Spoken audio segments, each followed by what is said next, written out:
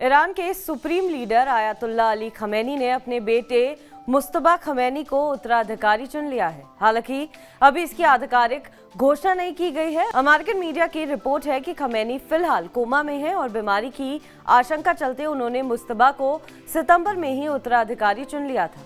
मुस्तबा के ईरान का supreme leader बनते ही प्रॉक्सी के हौसले बुलंद हो गए और इजराइल पर संगठित हमले शुरू कर दिए। कैसे मुस्तबा खमेनी इजराइल विनाश का ऑपरेशन तैयार कर रहे हैं और क्यों? प्रॉक्सी के हमले कैसे बुलंद हो रहे हैं? ईरान में नए सुप्रीम लीडर का चुनाव हो चुका है। खमेनी की सत्ता के उत्तराधिकारी का चुनाव होते ही प्रॉक्सी के हौसले बुलंद है और 17 नवंबर की रात इजराइल के कई शहरों पर प्रॉक्सी संगठनों ने 3 दिशाओं से बारूद बरसाया है। ईरान का सबसे बड़ा लक्ष्य है इजराइल का विनाश। इस लक्ष्य को पूरा करने के लिए ईरानी नीतियों और रणनीतियों को आयतुल्लाह अली खमेनी ने 35 साल तक संभाला। नसरल्लाह की मौत के बाद आयतुल्लाह अली खमेनी ने जब बरसों बाद नमाज अदा कराई, तब भी उन्होंने इजराइल को तबाह करने की बात कही और जिहाद का प्रतीक बन चुकी एक राइफल लेकर ग्रैंड मस्जिद तेहरान में जनता के सामने आए थे। लेकिन उनके हाव भाव और आवाज पर उम्र का असर दिख रहा था। इस शोक सभा के बाद खमेनी सार्वजनिक जीवन में नजर नहीं आए और अब रिपोर्ट है कि खमेनी बीमारी के चलते कोमा में है। रिपोर्ट है कि आयतुल्लाह अली खमेनी का उत्तराधिकारी उनके दूसरे बेटे मुस्तबा खमेनी को चुन लिया गया है। ईरान की एक्सपर्ट असेंबली ने 26 सितंबर को ही ईरान के नए सुप्रीम लीडर का चुनाव कर लिया था। खुद खमेनी ने असेंबली के 60 सदस्यों को बुलाकर गोपनीय तरीके से उत्तराधिकारी पर फैसला लेने को कहा।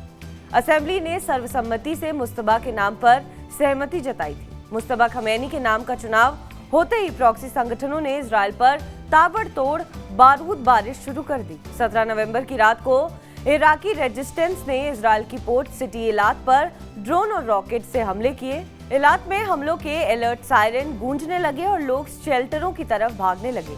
अलर्ट सायरन बजते ही इजराइल के एयर डिफेंस सिस्टम एक्टिवेट हो गए और इजरायली आसमान में आग और धुएं की तकीरें छोड़ती मिसाइलें नजर आने लगी।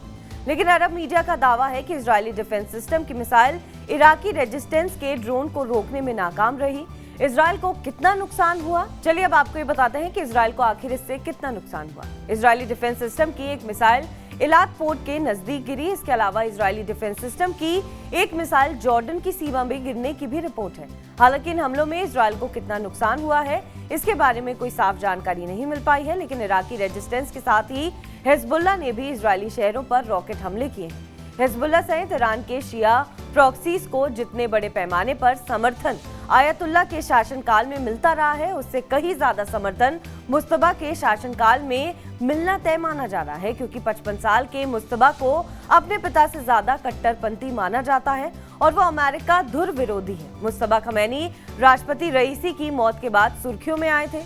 उन्हें ईरान का अगला राष्ट्रपति माना जा रहा था, लेकिन उन्हें लेकर आयतुल्लाह अली खमेनी की योजना बड़ी थी। पहली बार 2009 में मुस्तबा दुनिया की नजरों में आए थे। तब राष्ट्रपति चुनाव में कट्टरपंथी नेता महमूद को सुधारवादी नेता मीर हुसैन मुसावी पर जीत मिली थी। सुधारवादी नेताओं ने दावा किया था कि चुनाव में भारी पैमाने पर गड़बड़ी हुई है। इसके बाद लाखों लोग सड़कों पर उतर आए थे। मुस्तबा ईरान में जारी विरोध प्रदर्शनों को सख्ती से कुचला, जिसमें कई लोग मारे गए। इजराइल के फिलिस्तीनी वर्ग में बड़ा नेटवर्क कहा जाता है, क्योंकि ईरान की खुफिया और दूसरी सरकारी एजेंसियों में मुस्तबा के लोग बैठे हुए हैं और इजराइल के फिलिस्तीनी वर्ग में उनका बड़ा नेटवर्क है। गाजा की जंग के बाद मुस्तबा अली खमेनी ने ही पर्दे के पीछे से ही ईरान की विदेश नीति और प्रॉक्सी ऑपरेशन को गाइड कर रहे थे। इजरायली हमले में हसन नसरल्लाह की मौत के बाद नईम कासिम को तेहरान शिफ्ट के पीछे भी मुस्तबा की रणनीति थी। अक्टूबर के महीने में ईरान के विदेश मंत्री अब्बास को विशेष विमान से लेबनान मुस्तबा ने ही भेजा था और इस विमान में नईम कासिम को तेहरान लाया गया था। मुस्तबा खमेनी सार्वजनिक जगहों पर कम नजर आते हैं और खामोशी से काम करना उनका अंदाज है।